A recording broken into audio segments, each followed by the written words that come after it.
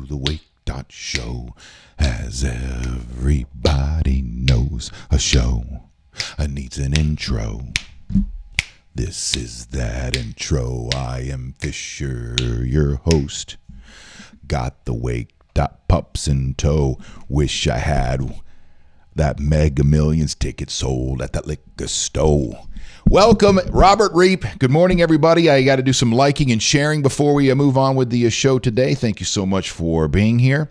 And I got a few things on the list. We'll talk a little bit about the show, about the evolution of the show.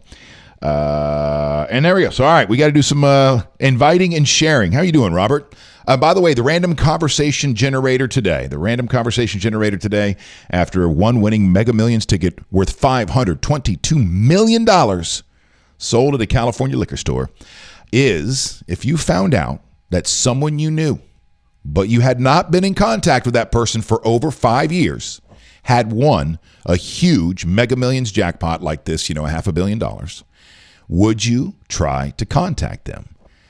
And if so, how would you try to work your way back into their life since you hadn't seen them, talked to them, maybe liked a couple of posts a few times over the last 5 years, but other than that, no contact? I don't know that I would. There's a part I don't know that I would, but hold on, we got to do some liking and sharing here. But I'm horrible about that kind of stuff. I feel like I'm always putting people out anyway, and so to me that would just be so odd. But the thing is I don't keep in contact with anybody anyway, so almost anybody in my life might, or a lot of 90% of the people in my life might be somebody that I haven't been in contact with for 5 years. Doing good. Good to hear. Good morning, hon. Not you, Robert, talking about to my wife here. All right, likes and shares. Chris McCarty will be in here on Friday. We'll talk a little bit about that in the future of the Wake.Show. We are live. Wait, what am I doing? I'm getting ready to comment instead of share, I think. We are live. That's not what I want to do. Stop. Next. Hold on. Sorry, everybody. Sorry. Hey, I know this is very compelling to tune in and watch some guy stare down at his phone. So here we go. I'll stare up this way. Share. Write a post. There we go. We are live.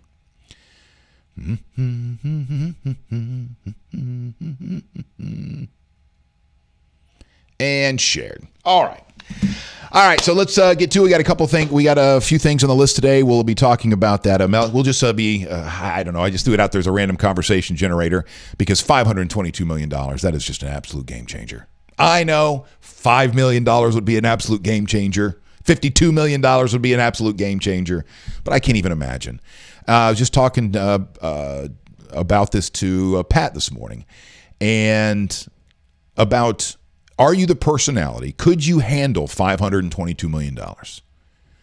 Or are there things about your personality that would that this would just be fuel on a fire? I know if I won $522 million, say, before 5 years ago, before 4 years ago, I probably would have ended up dead.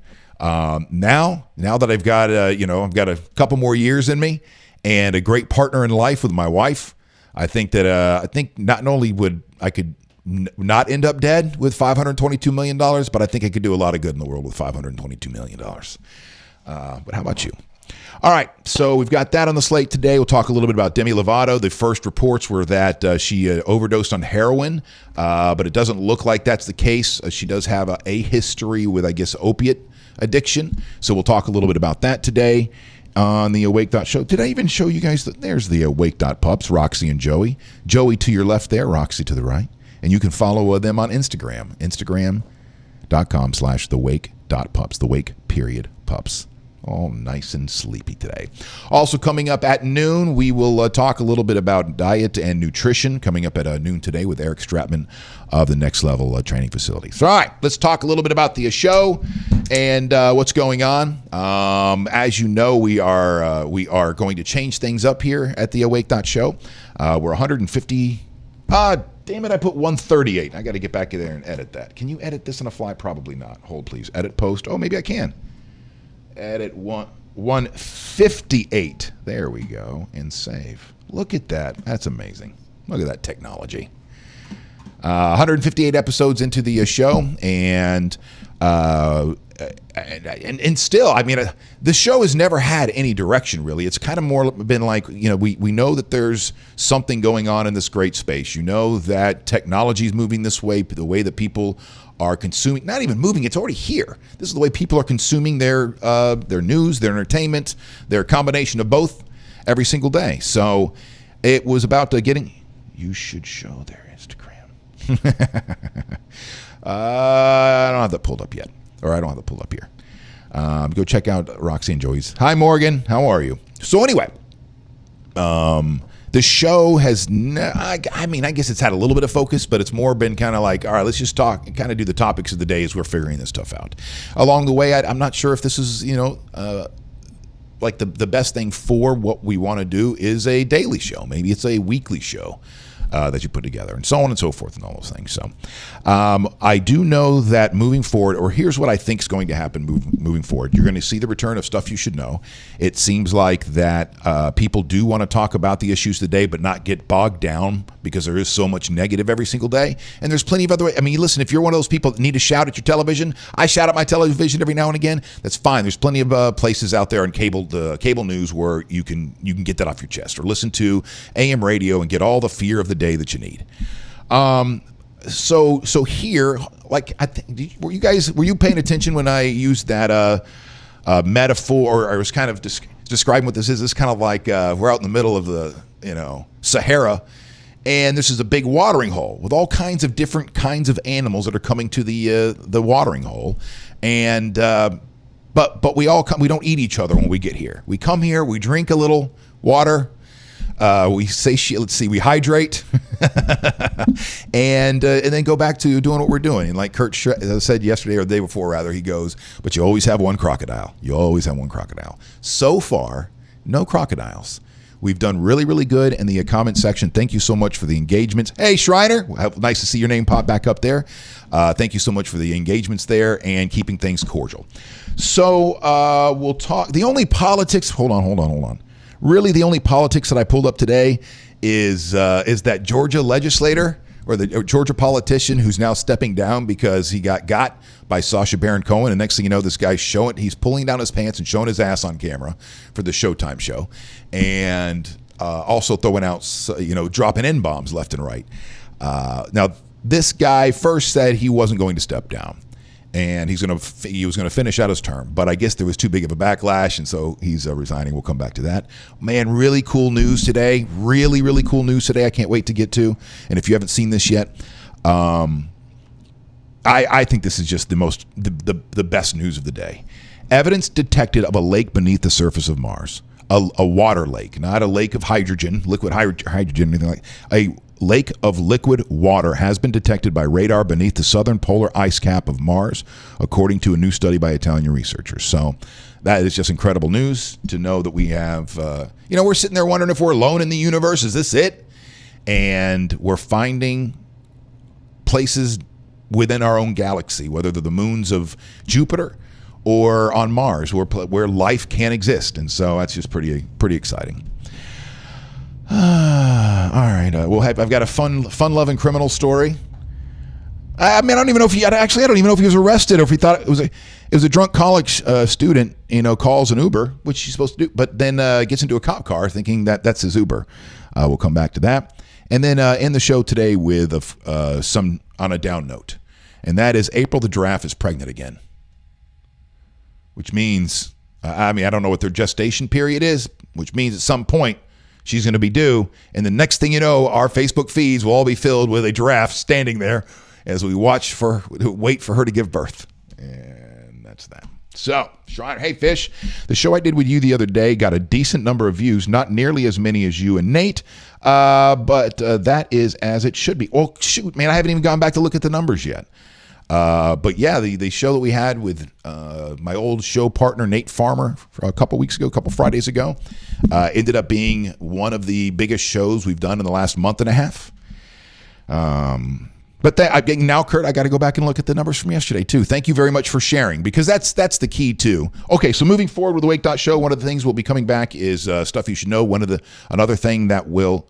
Okay, so there we go. So as far as content goes, we'll get stuff you should know every day. We're not going to spend I'm not going to spend a lot of time trying, like, because it's just depressing, but there's stuff you should know. There's those headlines that are like, okay, need to know this.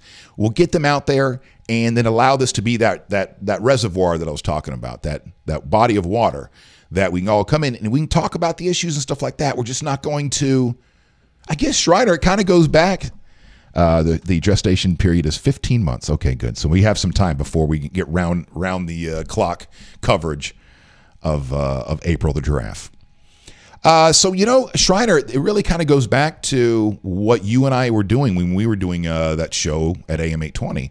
And you brought it up the other day, and I forgot that we used to set up the show like that, which was something to the effect of, I guess we're Fisher and Schreiner, and we're just representing the far center, the extreme middle. And we are just coming, something to the effect of coming together every single day to go through the topics, the issues, and the news of the day without getting depressed or angry. And then, like he pointed out, days without an incident, 0 or 1 or 2. Because every few days you get worked up about something. But anyway, so I like that. Fisheye News will be another thing, or Fisheye View. I'm not sure yet on the exact title of it, but what that'll be, those will be the stories. And this I have to give a lot of credit to Chris McCarty. His influence coming into the show has really helped me a lot. Try to get a focus for the show. And because I come from radio, I come from a certain kind of mindset, and you do things a certain way, and it's not necessarily the best way to do things out here. It might have been the best way for me to do things on the radio 10 years ago, but not necessarily the best way to treat content moving forward. And that has to do with the positivity angle, because I can get caught up in all the, holy shit, how can I even go, the crap of the day, where in my head I'm prepping in the morning or whenever and going, how am I supposed to get past this crap here to get to the fun stuff and the new discoveries and the cool stories about humans helping humans and animals helping humans and and stuff like that. But that's not easy to do. That is definitely not easy. That's something I definitely have to work on. Due in the spring of 2019. Good. Well, good luck to April the giraffe and her the coming months. Anyway, I'm jumping all over the place. So anyway, like I was saying, on Chris McCarty, have to kind of thank him for his influence, positive influence, for this part of the show, and that is to go, okay, yeah, there will be times you can't help it. You can't help, but you have to address something horrible, right? But we're in a time right now where it seems what normally would have been those days where we stop down and go, oh gosh, the country, we need to stop down and mourn and reflect on this shooting or that or whatever just happened. But these things are such a common occurrence now that if you spend all your time talking about it, then what are you doing? You're in fear-based radio. You're constantly or fear-based television or whatever you're doing, delivery of content. So we'll touch on stuff you should know, and then hit the kind of the fisheye news is the name that somebody here at Bake More Pies came up with that I like, and then so that'll be part of the core with an interview every single day. So like today, it's Eric from TNL Coaching, nutrition coaching. We'll talk about health and whatnot coming up. I went to the doctor's yesterday, and I'll bring this up with Eric. But since my last visit 3 months ago. Not only is my blood pressure looking like a normal human being's for the first time since I can remember, because I'm taking my medicine and staying on my medicine, and then that wasn't good enough, and then upping what I needed to do. 127/72, if you're asking, and that was awesome. That just put a huge smile on my face because I'm just expecting it not to work. We've upped my dosage, but it's still going to be 136/100 or something, And to see 127/72, man, was just huge for me. And not only that, but it's been 3 months since my last visit. I'm down 17 pounds. So those are two big wins yesterday for me. And we'll talk health more coming up at noon today. All right. So let's, okay, so the future of the show, stuff you should know, fisheye news, a guest. But as far as a guest host goes, I'm not settled because Chris and I are working on some stuff that I will keep under wraps for right now. He will be part of the future of the Wake.Show. It'll likely be like on a Friday capacity. We'll come in on Fridays, play music, keep things light, and that's all. That's all I'm going to say about that for right now. He will be in this Friday, by the way. Oh, we also have a guest coming in on Friday, Shane. I forget his last name right now. I have to look it up. But he has a gaming podcast, and it'll be fun, a fun conversation. So, the interview aspect, I want having a guest today. The downside to that, or the hurdle I have to get over, is I'm not a good producer. My follow up and follow through, there's an anxiety that's associated with that is hard for me to overcome. And if I do it, I can only do it for short periods of time, and then I'm going to drop the ball on it next time. And I was even thinking about that, going back to the beginning of my radio career, that when I first started, I was the producer of the Doc and Johnny show at XL 106.7 Orlando. Well, that's what they wanted me to. But for me, I was more of a stunt boy. They send me out and put me in the streets every single week. But even back then, when I'm 20, 21 years old, and they're going, hey, try to get this person on the phone, try to get this person on the phone, we want to interview this person. This fear would just wash over me, and I wouldn't make the phone call, or I'd only call once, not get nowhere, and that'd be it. And a producer can't do that. A producer it gets the job done no matter what. That's how that kind of goes. You keep making phone calls, you keep sending emails until you get that done. So the behind-the-scenes stuff will have to include either a producer moving forward, or if Cords, my business partner in this, can help me set up some kind of an intern program with this show. Maybe something through CSB. I don't know if that's something Connecticut School of Broadcasting, if they'd be interested in this, which I think they would. So I don't know. So to handle that kind of that part of it. And then as far as the guest host goes, there is a part of me that wonders if I can have a bank of guest hosts. The people that we've had through here already, people like Steve and Corey Dillon and Pat Largo and Kurt Schreiner, and the radio and media personalities that I know that are in the area, and other people too that could come by. And so I've always got like a guest host with me.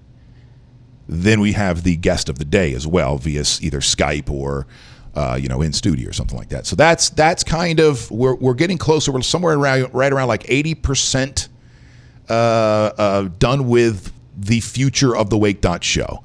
And that will premiere. Set your calendars, set your schedule. The revamping and the relaunching of the Wake.Show will be on Monday, August the 13th. Monday, August the 13th. I'm going to take the week of the 6th through the 10th off.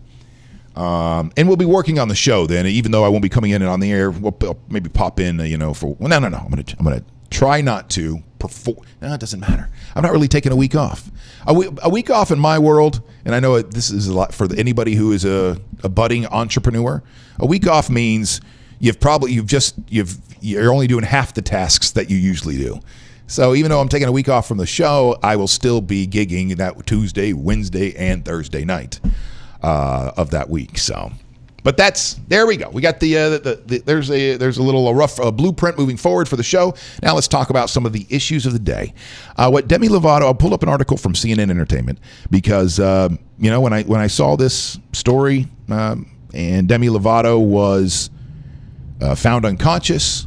They pumped her full of that Narcan and got her up and running again. The initial reports came out that there was heroin that was involved in this, but it doesn't look like there was more than. I'm not sure the details of everything yet.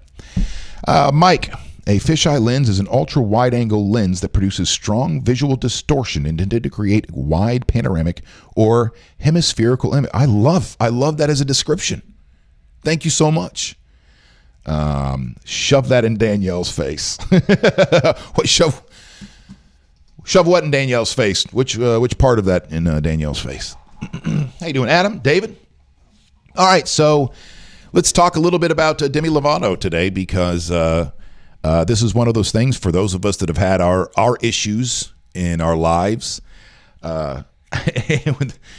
with mental health and using substance, whether it's beer and wine or Xanax or weed, to what do he would call it?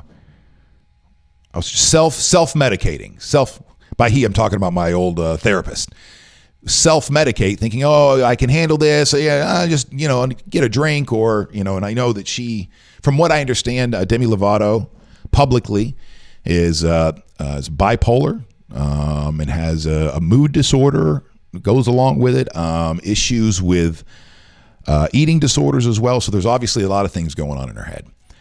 For those of us that understand, we see that when I see something like this, I'm like, oh man, I'm glad she made it. Well, I'm glad she's alive. It sucks that this happened to her again. But for those of you that don't understand, you go, this didn't happen to her. She did this to herself. I hope that one day I will have learned enough from my fellow man that I can help others understand who don't understand. Because for those of you that don't really understand, good for you. That's amazing. I wish I didn't understand. Because to truly have empathy means you have to have kind of gone through some stuff yourself. You have to have felt some things. And for those of you that just don't get it, good for you. And I hope that for the rest of your life, that you just will never understand those who battle different things, from depression to bipolar or anything else. Because anytime this happens, it's hard for regular people, I think, to have empathy for a celebrity who has all the power in the world, all the money in the world, all the help around her. And so it's hard for people who don't understand it to go, man, I feel bad for her. I hope she's able to, manage these demons for the rest of her days and keep that amazing voice of hers doing what it does. But most people, it seems that most people, when this kind of stuff happens, they immediately turn off the empathy. And Chris and I talked a little bit about this yesterday. As he was bringing up that there needs to be more compassion, more empathy, more understanding in the world, I raised a question. I said, well, could it be almost a defense mechanism that we can only handle so much empathy, because it's a give and take of your of an energy. I don't know if it's like some mystic energy, but a psychological, it can be draining, and to me, I can see how, if you don't know the person and they're rich, there's somebody like Demi Lovato, you hear that they overdosed on something. Most people aren't going, oh man, I'm sorry to hear that. They're going, F her. She's got everything in the world. She's got the world by the sack, and these are the choices that she's making. So hopefully one day I'll be able to help translate, because I don't understand it fully either yet, myself. But addiction and how this is almost predictable. If you're somebody who has those kinds of issues going on in your head, your brain has those kinds of issues, and you already have slipped down that addiction path, well, then this is almost predictable that something like this is going to happen, right? What you hope is that then that person doesn't die in that moment, that whatever their circle of support was, from doctors to friends to family, they're back up and running at full speed, and in emergency mode, going, oh, hey, and then trying to put those things in place so that she doesn't get there again. What triggered this? Let's go backwards. Go, how did this happen again? And let's try to safeguard against it, because she does, in the end, have the resources for it. But it's not easy. The ego, and I'm not, just a normal person's ego gets in the way. It's really difficult, especially when you're Demi Lovato. And you go, on one hand, I can do things that other people, that 99.999% of the world cannot do. What my voice, my talents can do up on stage, or because I know she's also, isn't she one of the judges, or was one of the judges on one of those shows too, right? Right? Yeah, you guys will do it. Yeah, I'm sure you will know.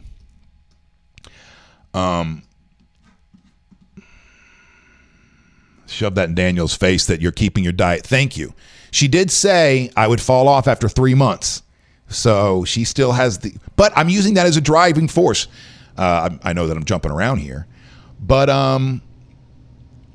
yeah, I do want to throw that in her face eventually in a very fun way. And I want to thank her because doing this keto diet is really difficult. And if it were just me, I would have already failed.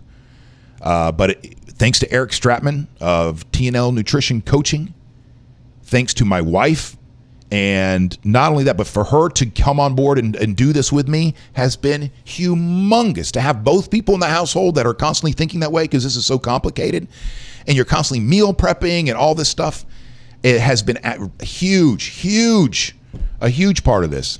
And then little stuff like that. Danielle saying, oh, this is just your latest fad, which very well could be. She's known me a long time. This is very much in, my personality. But hopefully that little comment will be one of those things that I can use as fuel myself, and then go back and throw it in her face in a very fun way. All right, before we call Eric here, Maribel, judgment is easy when it's someone we don't know. It is. Because then all you have to do is go, oh, that person's successful, and they're pretty, and they're rich, and they're this. They have all the resources in the world, so I don't want to hear it. Whatever their problem is, I don't want to hear it. F them. I've got my own stuff. Brett, we have been conditioned to lose empathy on a universal scale. It is a shame. Great segment, Fish. Oh, well, thank you very much. Let's get to some health today. Thank you for the engagements. If anybody ever pops in your head, a friend or a relative, you think, they would like this show, invite them. Hit the little invite button there on Facebook, and I'll bring them in. We'll bring in Eric Stratman here and talk a little nutrition.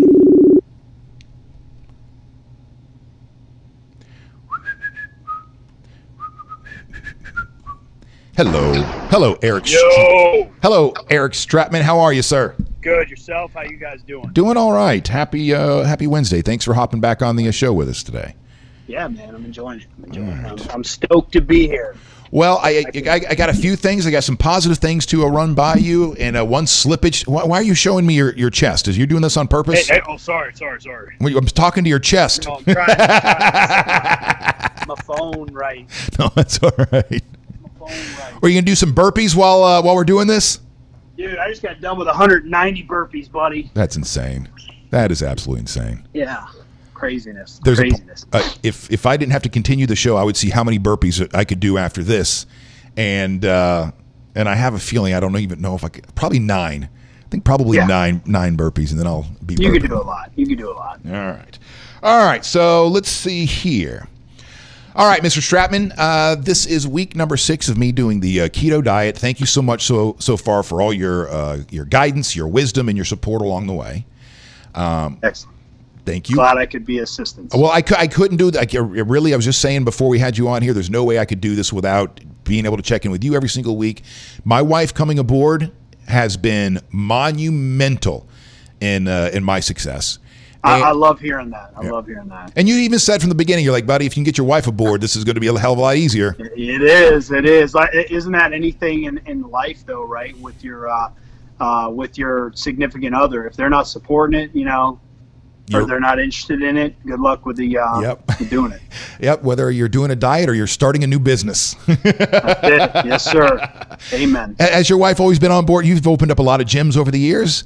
The initial time was the scary one for her, because we're like, hey, I'm like, yeah, this little bit of money we had left is gone. I'm opening a gym.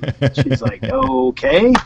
And I said, don't worry, I know we're opening this gym, and that was the original TNL, and I'm like, yeah, we got 4 people, for our member base, but it'll be okay. And we were blessed, to make that place a success, and that's really it. It's, that determination and that mindset. And it's just like, somebody doing keto or somebody opening a business, you got to just stay on track with what it is, because if most people get that little hiccup, and that's where people are unsuccessful either in their life or in their business or in their diet or wherever it is, because they don't believe enough in their success. So as soon as they hit one bump in the road, it throws them completely off the rails, and they're done, instead of going, it's okay to hit bumps. It's okay to try to climb the mountain. It's okay. There might be 10 mountains in a row, but that's okay as long as you're still going the right direction. But like how we have this team effort with your keto, we're doing this as a team, and that's the same thing with teaming up with your spouse, is that, you're all pushing the same direction, having that determination to be successful. Well, I went to the doctor yesterday. All right. All right. Went to the doctor yesterday. It wasn't a full blood workup or anything like that. But I was down 17 pounds since the last time I was there 3 months ago. Wow. So that felt really good. That's awesome. Yep. And also my blood pressure. Now, I am on blood pressure medication, but I've historically had high blood pressure, going back to my early 30s at least. And I won't stay on my blood pressure medication. I won't get consistent, taking it every day. And I'll miss days, and then I just stop taking it, and next, that kind of stuff. So I've stayed on my medicine like I'm supposed to. It upped it like I was supposed to. And then yesterday, for the first time since in my 20s, my blood pressure looked like a normal human being. 127 over 72. 127 over 72. Awesome. I'll take that all day long. Proud. That's great. It's like, yes, success. And then look at this, is when you see check-ins like that and you're able to go, wow, this change I'm doing is really working. It's just that little momentum, changer needed to go, okay, well, now I'm even, more motivated to continue this journey, instead of going, okay, well, I took 2 steps back. You go to something like that and go, okay, hey, I have it. And even if you went there and you didn't see the results you want, that's where, we go back to saying, well, that's why you get your pink measuring tape out and you do your weight, and we track your food and go, okay, well, this is what is going to be the best way we can see your success, is because we're able to see the path you rode down. If you just said, hey, I've been doing whatever, well, you're not going to get the results you're looking for. By the way, for those of you that are watching, feel free, because I read along here, feel free to put in any questions you have for Eric while we have him on the show. We only got another couple minutes with him, but feel free to throw out a question or two about diet and exercise and stuff like that. I talked to the doctor, too, about the ketogenic diet, because I wanted his professional opinion. I let him know what he was doing, and he was all for it. He was trying to explain to me how it works, and it didn't make any sense. Just like when you're trying to explain to me how it works, it doesn't make any sense. But you like it works? All right, cool. I like that. But let me ask you a couple. So how long do you stay? Is there phases of this keto diet? Like what I'm doing right now, will I still be doing a year from now, or do you get to a maintenance phase? Yeah, you can get into a maintenance or a conversion out of keto. I don't ever suggest anybody. Some people really do great on the ketogenic diet, so they stay on it. But for most, they'll come out of the ketosis side and just be at a lower carbohydrate, higher fat, higher protein, regular nutrition, and they don't have to worry about is it ketones or is it carb, where am I getting it from, because they're just eating the calories that their body needs every day.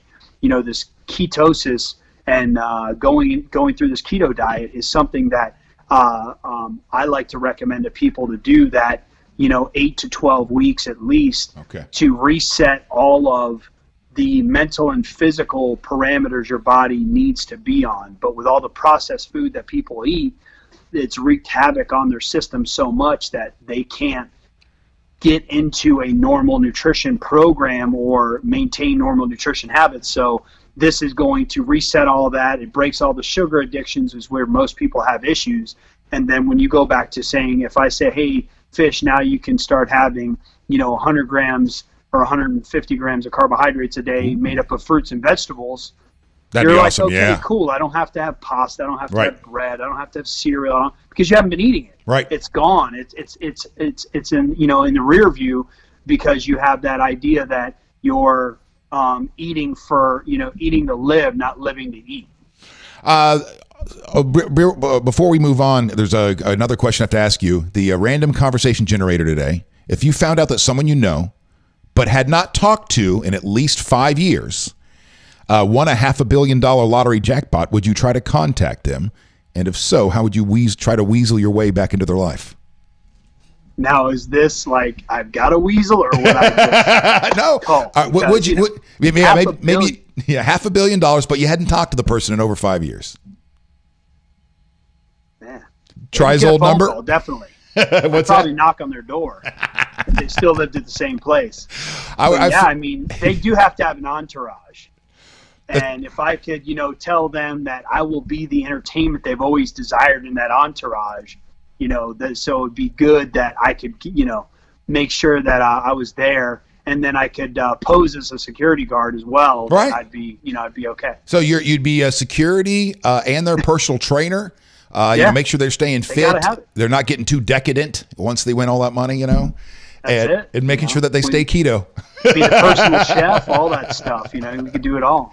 All right. So as I come out of this, one of the things I have in my head, and I want to be able to visualize, I don't want to say come out of this, I'm sorry. As I transition, which will not be for at least another 15 pounds into the next phase, here's my thought, is that I'll segue into something that looks like that intermittent fasting, where I don't have my first meal until 11 a.m., noon, 1 o'clock. Are you doing that now, or you jump out of bed and you start eating? I will get out of bed and have a butter coffee, a caveman coffee. Yeah. Yeah. And so I don't know if that counts. I guess that counts because that's a lot of fat. There's a lot of calories. Yeah, and you're having counts. a lot of, are you doing MCT oil with it as well? Yep. Cool. This MCT, the ghee, is that right? Ghee? Yeah, ghee. And I've cut out the dairy. I've started to lose again too, slowly but surely.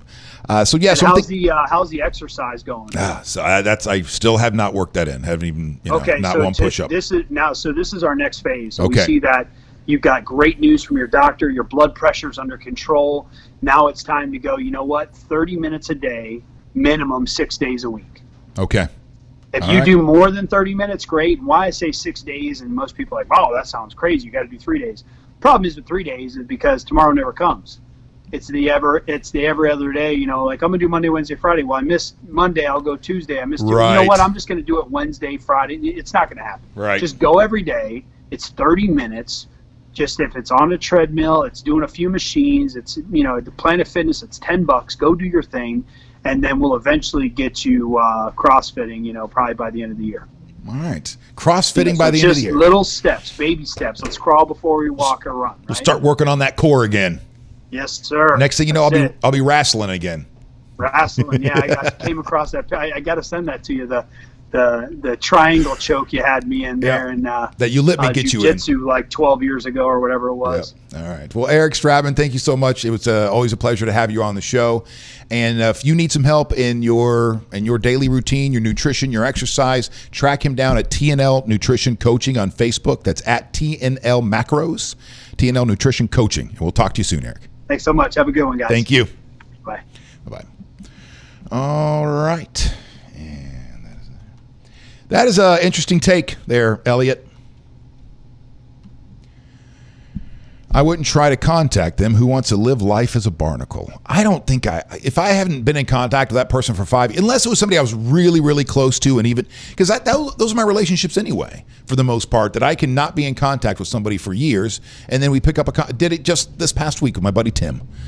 And then we just picked up a conversation and I haven't spoken to him in over 5 years. And we picked up like nothing. So I guess maybe I'd probably shoot him a text going, congratulations, and then just leave it up to the universe from there. And if they get back, go, hey man, I want a lot of money and you're someone I definitely want to take care of. Awesome. If not, what are you gonna do? All right, so Demi Lovato, I want to talk. I set this up already. I don't need to reset it up. But this was an interesting article coming out of CNN Entertainment. So Demi Lovato has long been open about her struggles with substance abuse and mental health. Her words are now taking on new meaning given her hospitalization Tuesday for an apparent drug overdose. So here's some of Lovato, what she's had to say in the past about this. And what do you guys think of that too? Because again, for those who don't understand or don't, I can't understand this or can't empathize with this at all. I would imagine that for a lot of people, like, well, listen, if you're aware of it enough, if you know you've hit rock bottom, if you've already been down, then this is all on you. I can't have any sympathy for you if you end up slipping up again and downing a bottle of pills or a bottle of liquor or whatever it is that you're addicted to. So I'm just curious in your thoughts on that. But here we go. The 25-year-old star told Access Hollywood in 2013 that she had a moment of reckoning when she was 19. Quote, I was going to the airport, and I had a Sprite bottle just filled with vodka. And it was just 9 in the morning, and I was throwing up in the car, and this was just to get on a plane to go back to L.A., to the sober living house that I was staying at. I had all the help in the world, but I didn't want it. She was getting on a 9 a.m. flight, had a bottle of vodka with her, already lit, to get on a plane back to L.A. So in those moments, do you judge, or do you go, man, poor girl, poor 19-year-old? Because I know for many, many years, for me to get on a plane, because there was an anxiety issue. I'm trapped. I'm a bigger guy. So if there wasn't enough room, man, it would just be a really uncomfortable flight. So I'd get lit. I'd get there early, make sure I had a few double Jack Daniels and Diet Talls put in me by the time that I got on the plane. In later years, when I was trying Xanax, by the way, legally, and I wasn't, I was more like a milligram, right? Milligram a day, I think, is what the most I ever was up to in any kind of consistency. But anyway, so during those times, I would get there early, get a couple of drinks, take a Xanax, get on the plane. So I can relate to that. It is an interesting part of the story when she said, and I don't anymore. And by the way, I don't need to anymore. I don't need to get lit. I don't even need to take a Xanax. I don't need it was when I figured out how to breathe, which it's probably another episode, a whole nother episode. But somewhere around 5-6 years ago, I figured out how to breathe. And I know that sounds really weird, but for the most part, if I ever were to gauge my breath at any given time, it's always kind of short. Like I'm always in a state of readiness or something like that. And finally one day, I'd been listening to all these different tapes or, audio recordings, and breathe in, do this, do that. I'm like, oh, this is driving me insane. Because another thing I was trying to do at the time was calm down my brain. Like, it would keep me up all night long, and I just had to figure something out. So when one day I was just breathing in and visualizing the breath coming in and out, it just kind of clicked, and my mind started to settle, and so on and so forth. And it was after that now I can get on a plane and not have to be loaded to get onto a plane. Although it does help. I'm not going to, a little anti-anxiety, anything to take a little bit of the edge off would help, but I don't need it like I once needed it. Now I can manage it otherwise. Some of the comments before we move on here. It is an illness just like cancer, and once people are educated to that, then the shaming will stop. I know it's even difficult for me who may have a streak of this illness you're talking about, to call it an illness. Even listening to Dr. Drew this morning, I can't remember what station I was on, but listening to Dr. Drew talk about this today, and him talking about an illness, and that this relapse is predictable. If you are an addict, if you have gone down this path, then these are the things that you are going to be dealing with for the rest of your life. And whatever. You wouldn't know in the moment, though, when she's talking about it's already happened. You don't know in the moment, though. When she's talking about it, it's already happened.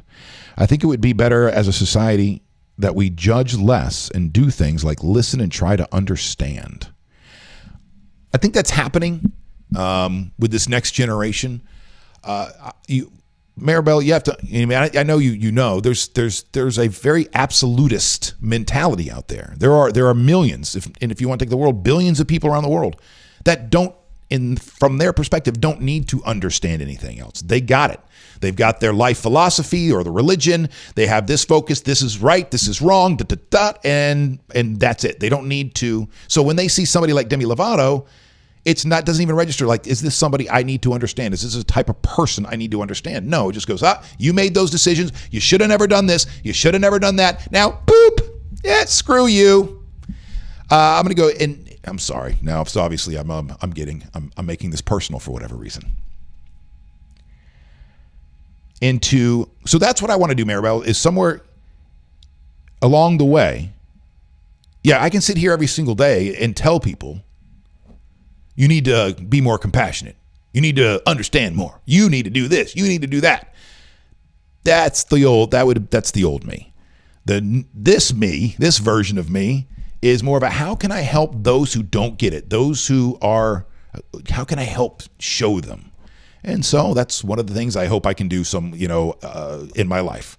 I'm 45 now. I'll be 46 here in about 12, 13, 14 days, something like that, 15 days. And I think I got another 46 years in me, at least. We'll see. Yeah, or maybe based on the expression of my face, I really don't think I've got another 46 years in me. And to figure it out and see if I can help people understand those people that they don't understand, to be more compassionate for everybody. All right. My best friend in New York won the lotto. Living here, I didn't know we stayed in contact. But not regularly. When I found out I did not contact her, I figured she had enough money to find me if she was interested. Oh, did she ever contact you again? So Jan, hey Jan, how you doing? It's good to see you. Good to see you in the comment section. Demi Lovato has had so many issues since she was 7 years old.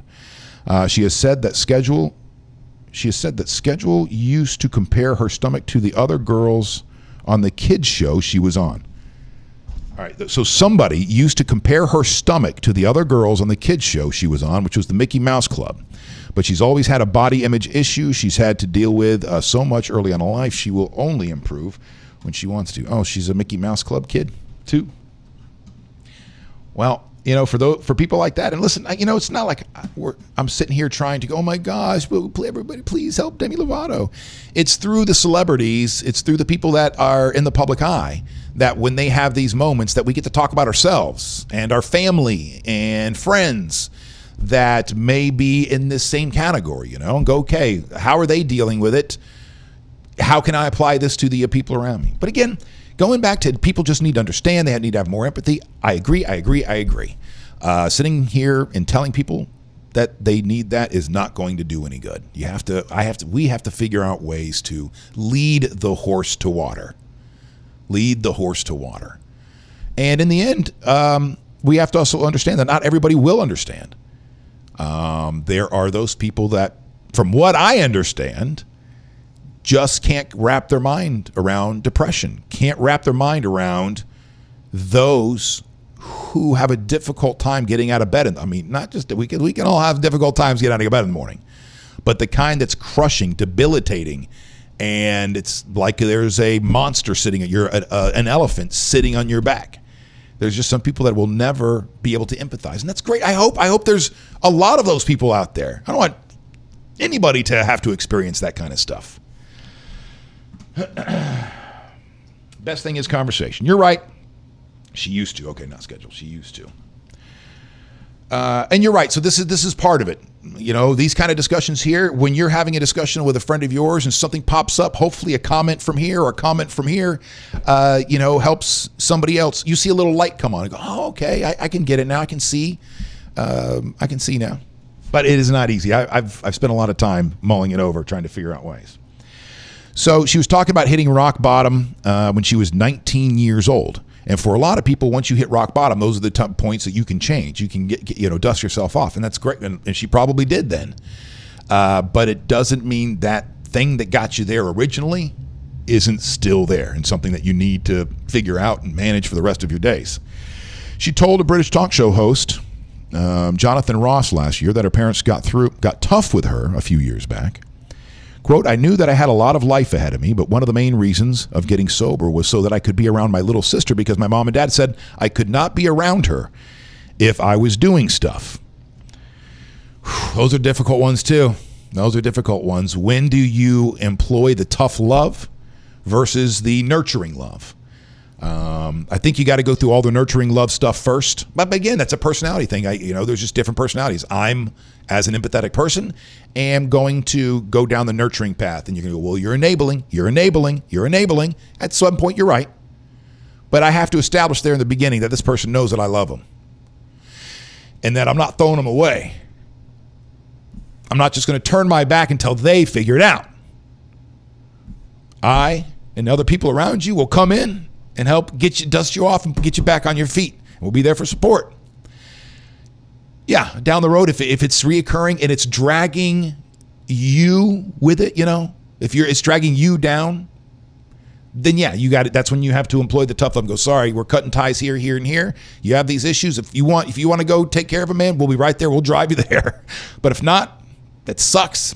We still love you. We always will. But we can't hang out. We can't hang out anymore. So her family turned to her mom and dad, said, you want to hang out with your little sister, you're going to have to, straighten up your act. So I guess she did there for a little bit. And I had family and really close friends and my manager. They were all by my side through everything. I wouldn't be here without them. My fans, too. I feel they gave me a reason to live, and I'm forever grateful. Sorry for channeling emotions for Demi Lovato. There we go.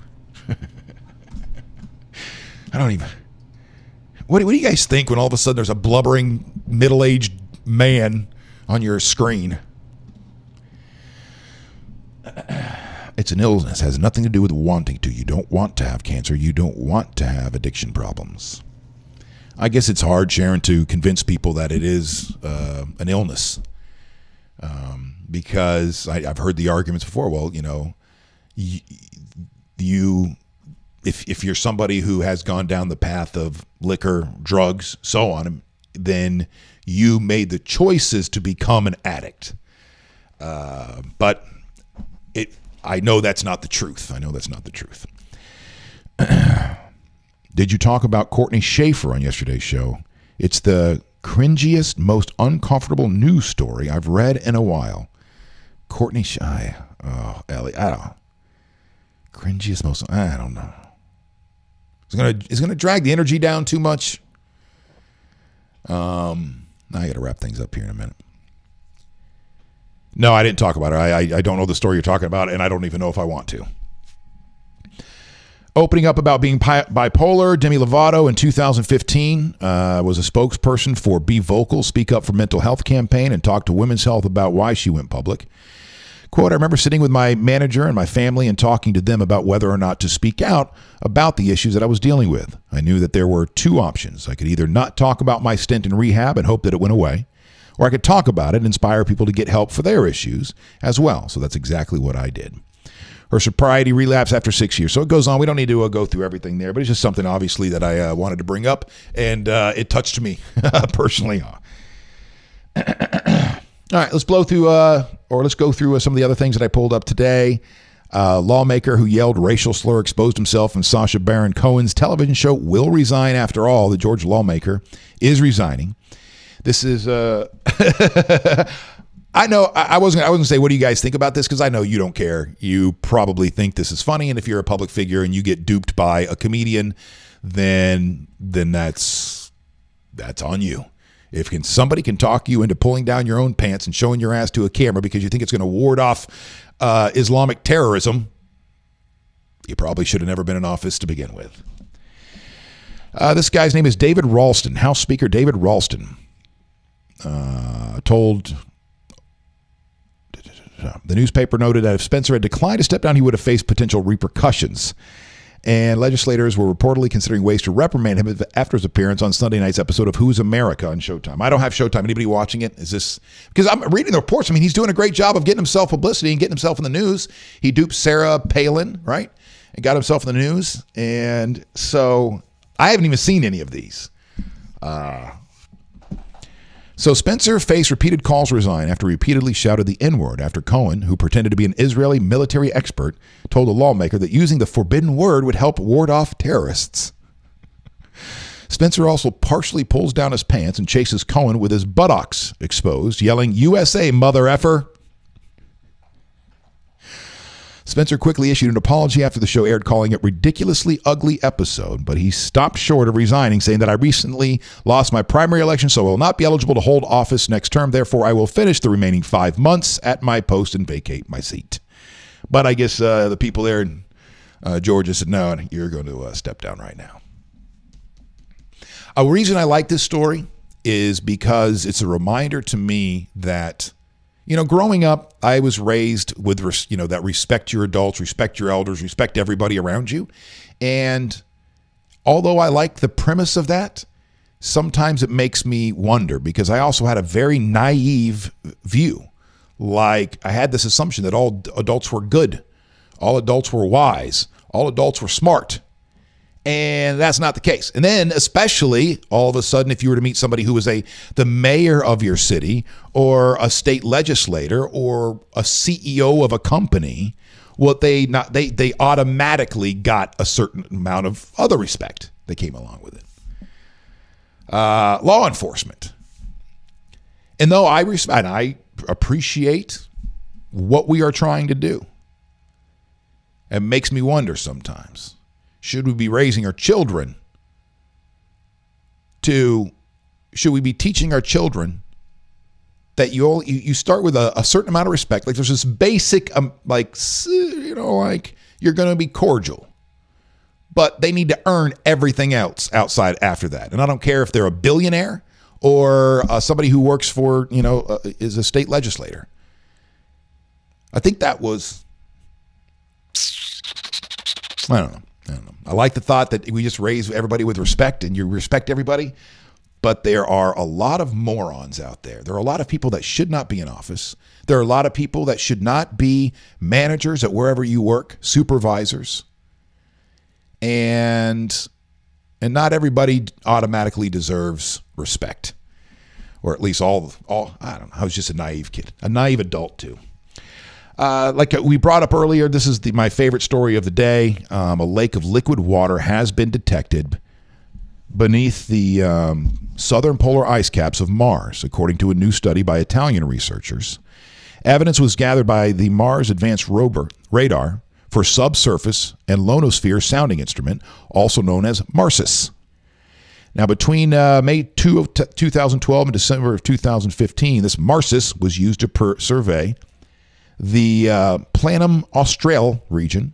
Anyway, this goes on to say, what's going on?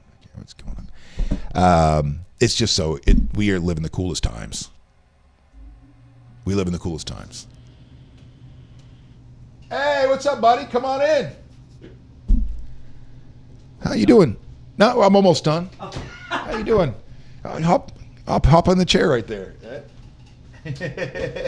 We'll wrap things up with you, and then we'll wrap things up. What's going on? How are you doing? Let me see it. I think this is turning on. All right, so ladies and gentlemen, welcome into the studio, Mr. Ed Gruby. How are you, man?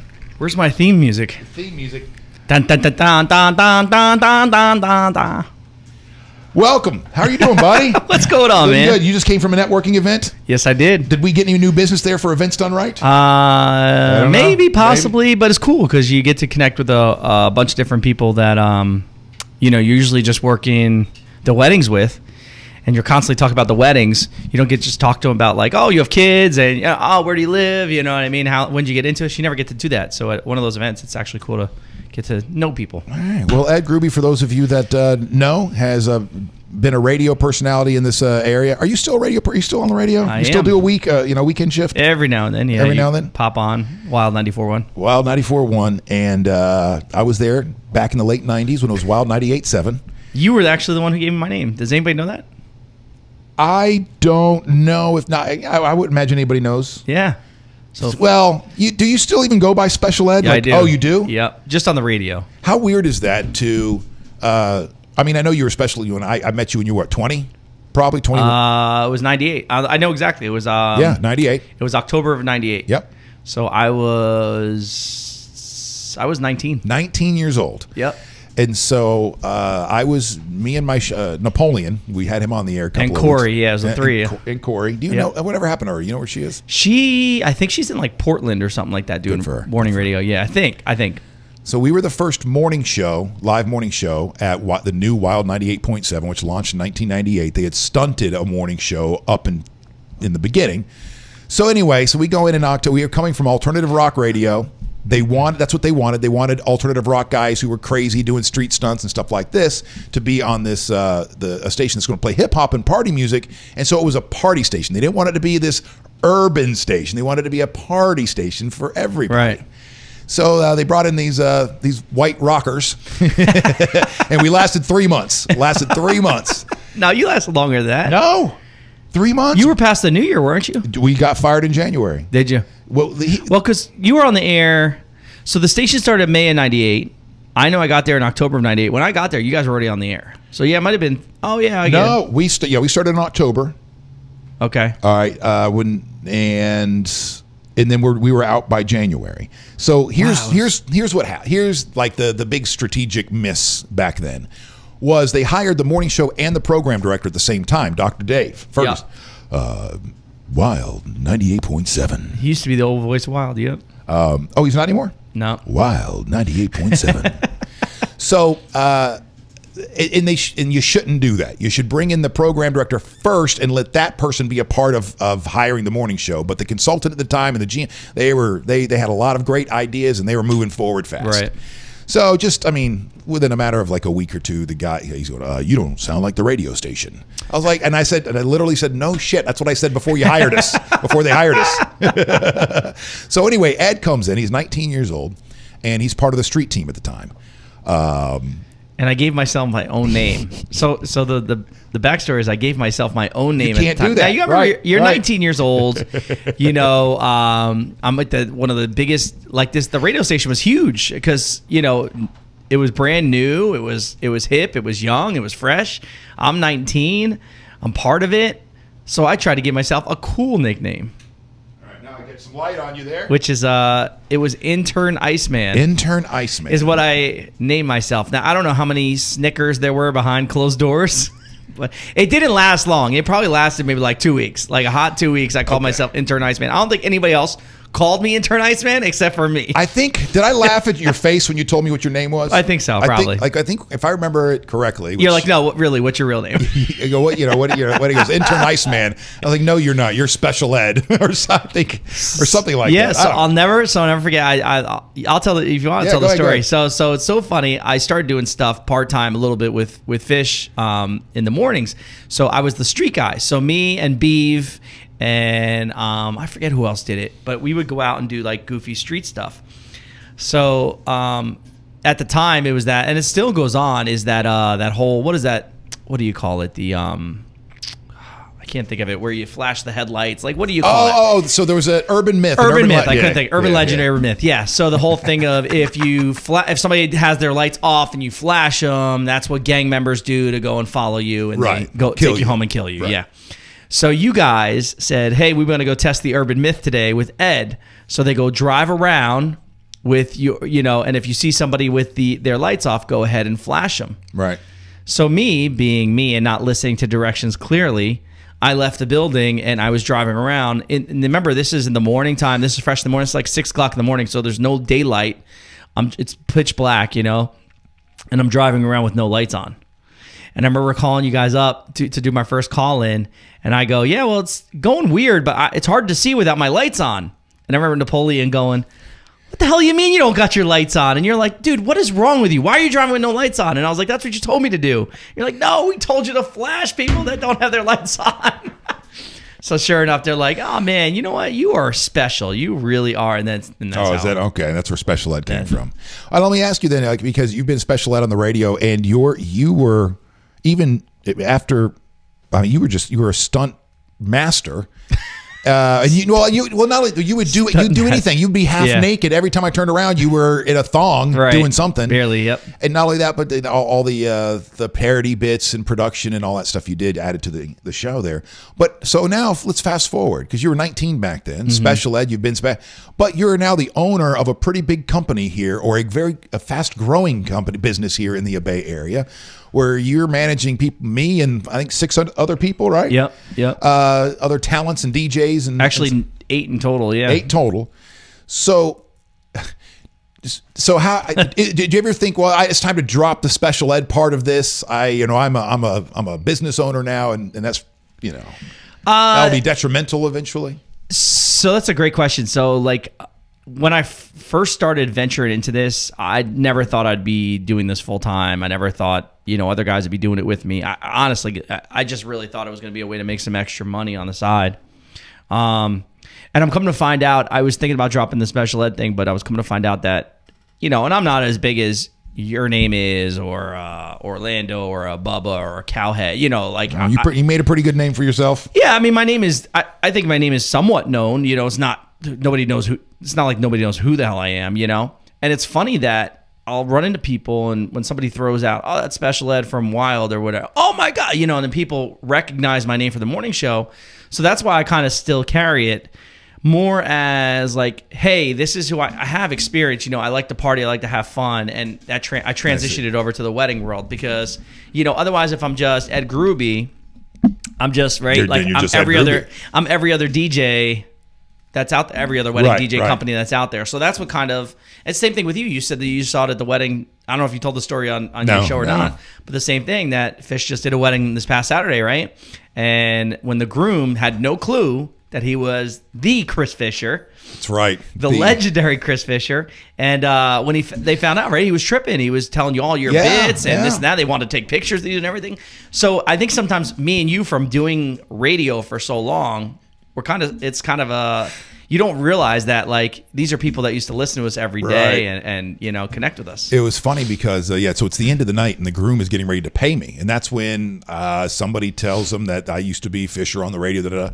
And so he comes up and he goes, I can't believe that I just found out that Fisher's been DJing my wedding all night long. I was like, well, thanks, man. You know, it's been a blast. You guys are a lot of fun. And all of a sudden, he starts doing Head Injury Harry. He's like, I used to listen every single morning. We got an accident. Eastbound I-4. And I go, that was me, right? Nope. Actually, he just stared at me like I was making it up. But yeah, so anyway, that was fun. So thanks. Awesome. Well, listen, we got some business to talk about here, so let's wrap things up. But before we go, here's the random conversation generator for the day. Sure. Fire away. I'm always ready. If you found out that someone you knew but hadn't talked to in over 5 years had won a $500 million lottery jackpot, do you try to contact them? Of course. What the hell you got to lose? That's your lottery ticket. I'm sure I can't get in touch with them, but that's my lottery ticket to try and get in touch with them. All right, so how do you try to weasel your way back into their life? You haven't talked to them in 5 years. You shoot a Facebook message. Yeah. That's probably the best way to do it. If you still have their text, I would shoot a text or a Facebook message. The call would be too blatant. Like, I couldn't just pick up the phone and call and be like, hey, so what's going on? Right. Like, If it were you, if it were Ed, like if I found out Ed, I'd call you and say, hey, what's up, buddy? I probably would, and this is no BS. Like, this is just me personally. I think you're getting to know, like, you've gotten to know me even closer over the past few years since we started doing the podcast and stuff like that. I generally care about people. Like, I really care. So even if I hadn't talked to somebody in 5 years and heard they won it, I would genuinely be happy for them. Yep, same here. And I would probably reach out and just say, hey, I just want to let you know on a personal level, I'm very happy that you won that jackpot. Yeah, same here. And then I wouldn't ask for a thing. And then I would leave it open-ended. Yep. And if they threw me something, I would not say no. That text back would be, sorry, this phone number is no longer in order. Jan says hi. Jan Spencer. Hey, what's up, Jan? She says you are her Sunday buddy down the hall there at QYK. Yes. Yep. All right. And so, all right. So there you go then. You would just try to say hi, congratulations, you deserved it, and then hope that bounces back at you somehow. That's it. I would just leave it open-ended and let them do the rest of the convo. Well, thank you so much for being a part of the Wake.Show, the engagements, the likes, the shares, the invites. Yes, sir. I totally forgot to tell you. Uh-oh. I called you the other day, and I'll tell everybody this too, because he might even be watching right now. I called you the other day right after we had met Monday, and you didn't answer. And you're probably like, what the hell are you calling me for? So right after I met you on Monday at Best Buy, I made the exchange. Yeah, I went. Yeah, a cop's gonna see us one day and be like, what's going on? I went to Total Media. I know we gotta get done. I went to Total Media in Clearwater. Do you know what that is? No. It's over right off Drew Street in 19. They do like, basically if you have like an old VHS tape, and I'll give a shout right now because they do a great job. If you have a VHS tape or an old like millimeter tape that you want to get the footage put on a DVD or something like that, they'll transfer all that stuff for you. They're really good guys there. They do it cheaply? Yeah, it's a pretty good deal. All yeah. right. So it's Total Media in Clearwater. So basically I'm in there, and the guy that works there, he pulls out a CD. So when I was on the show with Big Mama, going back to the wild days, right? I was on a night show with Big Mama for a while. He pulls out the CD, this and that, blah, blah, blah. And he goes, and I totally forgot to tell you the story. So he goes, oh, you know what? He goes, I know Napoleon. And I go, oh, really? The guy who like runs the place. I was like, get out of town. I was like, you know Chris Fisher? And he goes, yeah. I go, I do stuff with Chris all the time. And he goes, oh, really? He goes, yeah. And I can't remember his name now. I have to apologize. He knows me. I hate that. That's the worst feeling in the world. Awesome guy. Very nice guy. Yep. But anyway, he was telling me a story real quick. He said that when you were on the air, when you first were on the air, you did a bit about military or war, or you did something. It was like an email you had gotten and you read it on the air and yada, yada, yada. This is way back in the day. And however it was perceived on the air, you did it for content. You were like, hey, look, somebody sent me an email. I'm going to read it on the air. It was interesting. But he got upset about it, and he said he personally reached out to you, but like he explained it to you, and you explained to him. It was this whole big thing of like how he's had interaction with you, and he's a big fan of yours, and this and that. So I told him make sure he goes to the Wake.Show and check you out on Facebook. So all right, he said he was. All right, good. That's where the whole thing of you wrapping up and trying to push your social media goes. All right. Well, thank you. Thank you so much for being a part of the Wake.Show today. And so the person you're talking about is not mad at me. Like, he hasn't been holding a grudge for 20 years, has he? No, he finally, when he reached out to you, this is years ago, he reached out to you and you guys sorted it out. So, were you a part of the Stop Hurting Innocent Toys bit that we did that got on television, Fox 13 with Nancy Alexander? No. Back then? No. Because I had that on VHS and I'd love to get that transferred to something else. Take it down to him. Yeah. And freaking you guys can go out, take a walk down memory lane together. Was it you that tied the pork chops and the meat around your neck and went into a junkyard? No. Or was that Beeve? No, I think it was Beeve. Memory lane. Stunt heavy. We were definitely stunt heavy back then. All right. You should do a whole show on that one time. On what? On all the stunts we used to do. There we go. Your time up. And not only that, but it's to ask you about. It's a reminder to ask you about something. There you go. It's to ask you what's the turnaround on those the drop off from Monday. That's the what I'm supposed to ask you. All right, thank you so much. Have a great day tonight. I will be out at Park and Rec if you want to get some singing off your chest.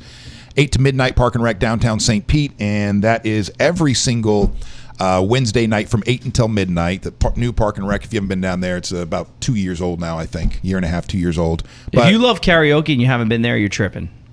Yeah. That's how fun it is. It's a great time. I have a lot of fun. I can't even sing, but I set the bar so low that everybody else can have a good time. So that's every Wednesday night, and then Thursday night, tomorrow night, I'll see you guys out at Masteries for another trivia night. Have a great night or a great day, and we'll see you tomorrow.